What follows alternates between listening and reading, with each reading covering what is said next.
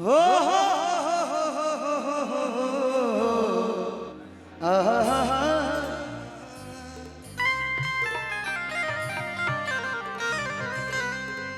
एगो हम गाना बोले बनिए सर।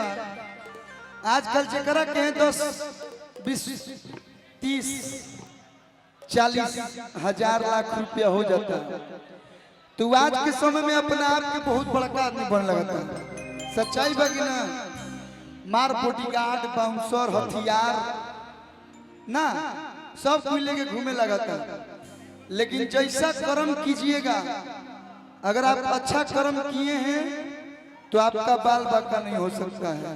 क्योंकि बाबा के जो भी भक्त हैं, बाबा को जो भी दिल से प्रेम करते हैं,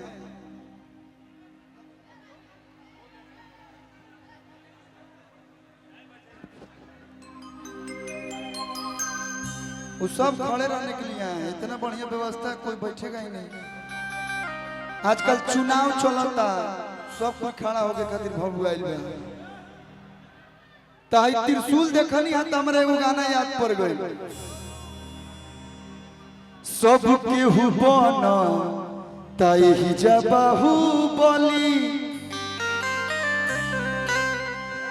कतनो पैसा रुपया हर हथियार बा, लेकिन इनसे बड़ा कोई नहीं है। क्या भैया, बाबा से बढ़ के बा हो।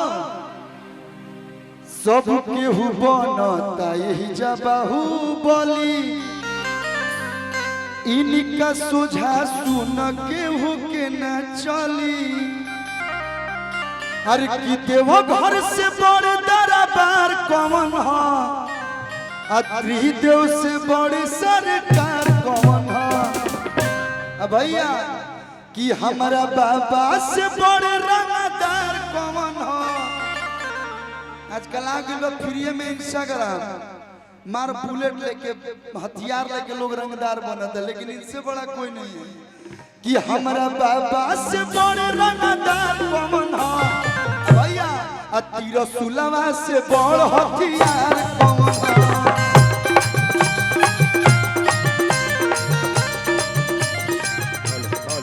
कि हमारा बाबा से बड़े रंगदार कौन हो, त्रिशूलवा से बड़ हथियार कौन हो। लेकिन भैया एगो गाना याद करो। एक तो में भूखल बानी, अरे सावन सोमारी, देव घर जाए के दूजे, अरे कोई तैयारी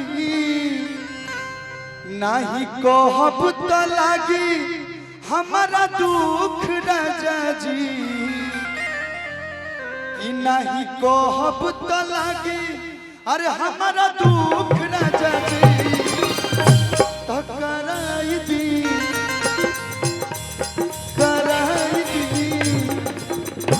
मीठा मीठा थाली है से बाजे के चाहिए। तो करा दी गाड़ी देव घर के भूख राजा जी, करा दी गाड़ी देव घर के भूख राजा जी, करा दी गाड़ी देव घर के भूख राजा जी, करा दी गाड़ी देव घर के भूख राजा जी। एक तो में भूखल बानी सावन सोमारी, देव घर जाए के दूजे कहनी तैयारी।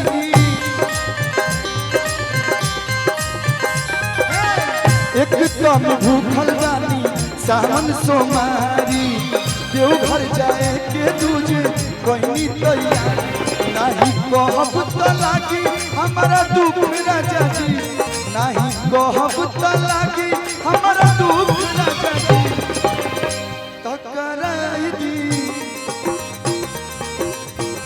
तो करा दी गाड़ी देव घर के भूख राजा जी, करा दी गाड़ी देव घर के भूख राजा जी, करा दी गाड़ी देव घर के भूख राजा जी।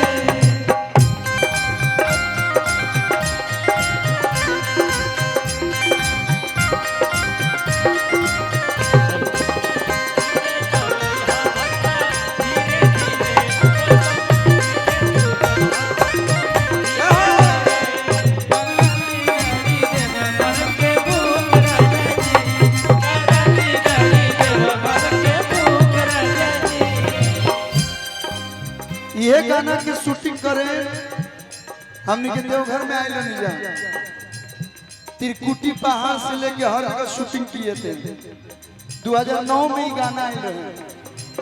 और देखी बाबा के महिमा कि सब गाना पुरान हो जाला लेकिन ई गाना पुरान ना होके। सुनीला देवघर में लागल बा मेला, सुनीला देवघर में लागल बा मेला, जाते सभे हमर मन तरसेला, जाते सभे हमर मन तरसेला। सुनीला देवघर में लागल बा मेला, जाते सभे हमर मन तरसेला। भोले दर्शन के दिल में बाबूक राजा जी, दर्शन के दिल में बाबूक राजा जी, भोले दर्शन के दिल में बाबूक राजा जी। इनका खुदे नाम शंकर है। क्या शंकर भैया का खुदे नाम शंकर है, महादेव जी का नाम है। तो प्यार क्यों नहीं देंगे?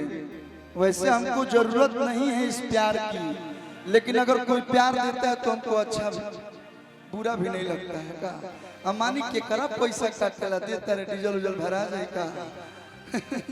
चलिए प्यार है और कुछ नहीं, पैसा रुपया।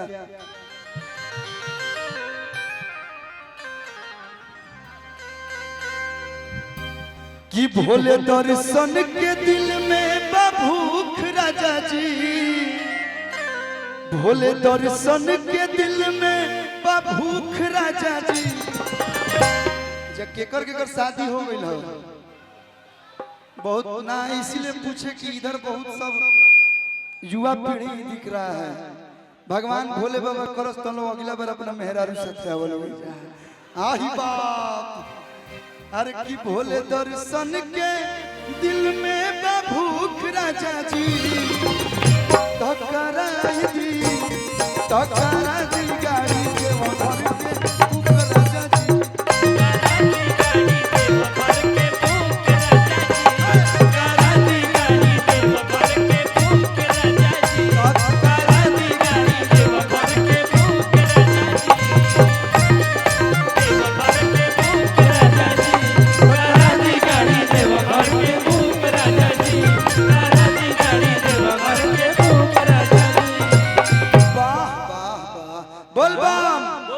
अच्छा लगा लोगों तो प्यार भरा एक बार मीठा सा ताली देके बीच बीच में बजाते रहिए।